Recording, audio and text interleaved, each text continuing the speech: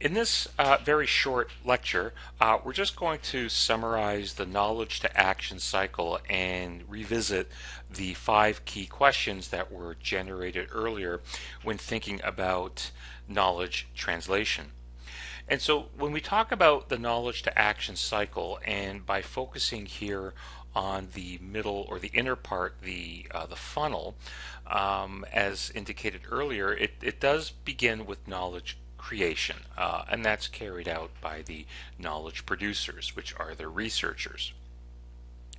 Now, in order to effectively move through and truly incorporate the entire process of knowledge translation, it's often been recommended that the knowledge producers, the researchers, keep in mind the end user here and consider modification or tailoring their approach.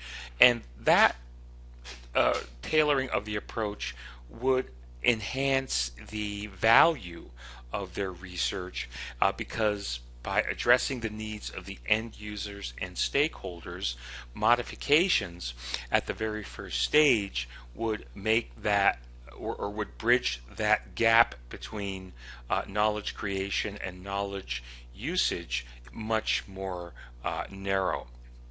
However, this does depend on user feedback and input. And so when we're talking about the researchers, the knowledge producers, and the end users, if both of those general groups operate in complete isolation, then the knowledge to action cycle would not work. It would actually not be a cycle, and there would be a breakage through the funnel of this process.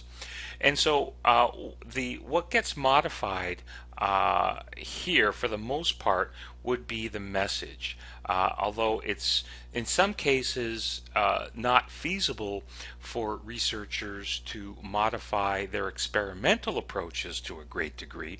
What can get modified, however, is the message on how that science and how those new research findings get communicated. And in order to modify that message, and if there's any modification at the front end, we should revisit the 5 Qs that were stated earlier. And what we're asking here is what should be transferred. So what parts of that research, it doesn't have to be the entirety of that original research, but are there unique parts that we want to transfer to the end users?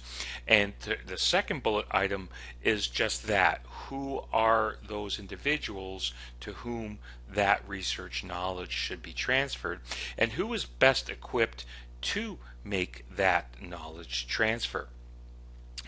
Considering how it should be transferred by considering the modalities and the media, those processes on how to get that what could be very complicated information down to the end user would certainly overcome one of the barriers.